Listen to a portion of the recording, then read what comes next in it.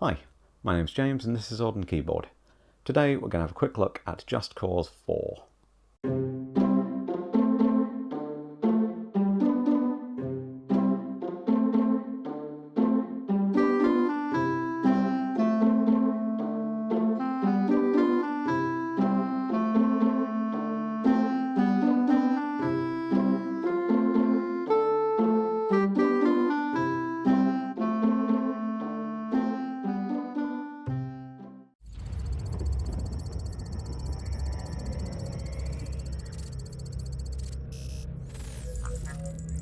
Former agency operative Rico Rodriguez. Up to this point, his whereabouts have been unknown since our withdrawal from Medici. Responsible for deposing half a dozen heads of state. So for anyone who's not overly familiar with the Just Cause games, they are a series of open-world, third-person shooter, general chaotic action games, very much along the lines of Crackdown and kind of Grand Theft Auto-ish, but again, much along Crackdown's lines of nothing serious at all.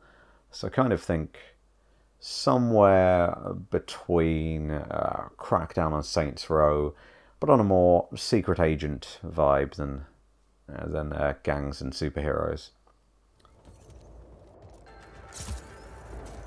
Weren't too happy to have me poking around. The Black Hand are highly trained mercs, and they're wholly owned by Espinosa. Now, since Just Cause 2, there's been a pretty stable formula going on in terms of exact gameplay mechanics, with things like feats and scoreboards to show exactly what you're doing, but no real multiplayer effort other than comparing against your friends' achievements, which is fine and fair enough. Personally, I think that might start to become the downfall of the series at some point. Given the multiplayer mod that was added for Just Cause 2, it's something that the players might begin to expect a little bit more now that the series is progressing further.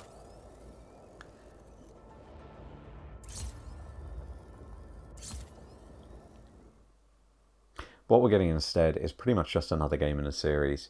Gameplay mechanics are solid as always, running along pretty much exactly the same control scheme as before. I've added a few little bits and pieces, a couple of extra abilities to use with your grappling hook, and some changed mechanics like how you can now deploy vehicles and items a little bit differently. So they've tweaked the cooldown so you could deploy multiple items at once using the pilot system. It's alright, yeah, nothing too out of the ordinary here.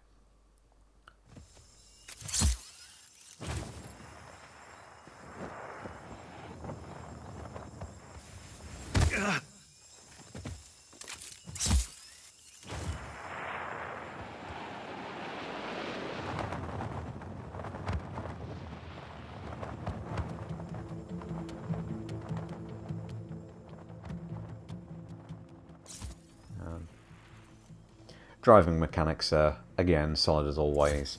Been a little bit frustrated when it comes to off-road work.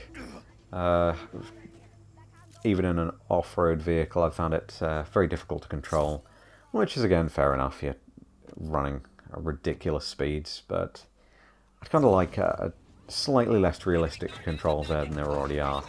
And don't get me wrong, the controls aren't aiming for simulation quality, but it'd be nice to stick to the ground a little better in an army-tuned off-road vehicle. Now in terms of graphics and sound, again, pretty much as impressive as we'd expect. Found a few glitches, mainly when looking at the inside of major weather formations, which I suppose you're probably not supposed to be doing very often. My bad. But beyond that, it's nice and solid. So the footage you'll see at the moment is all Xbox One X captured, so you might want to adjust your expectations a little as to what your hardware is, but should give you an overall feel for what you're expecting. As you might note if you played the previous games, there's not a massive improvement. Again, it's quite iterative rather than revolutionary in any real way. so I'm not going to dwell on the story too much. Suffice to say, they've come up with another vaguely plausible reason for Rico to be out there. They do appear to have gone slightly darker than previously. Sort of a dead family sort of vibes going on. Not to throw too many spoilers in, but it's alright. They've provided as much story as they need to in this sort of situation. As I've said previously with other games of the sort like Crackdown.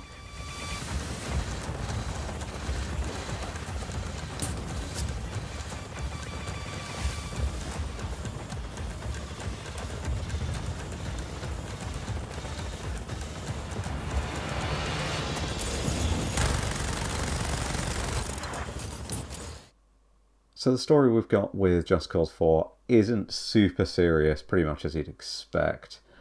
We've got a little bit more dark themes going on than previous games, with some dead parent sort of things going on. I won't spoil it any further than that, really, because that should... I reckon you're still within the first hour of the game, at least, for that. But, yeah, it pretty much just sets you up for liberate this island nation, as per usual. That's, yeah, sufficient. Wait, are you gonna use that new lifter thing on the wreck? Chévere. See, that's what I mean. Stuff like that.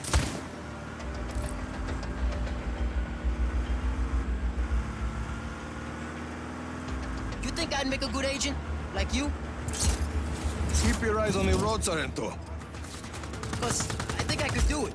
I've always wanted to do something important. He's complicated, Sargento.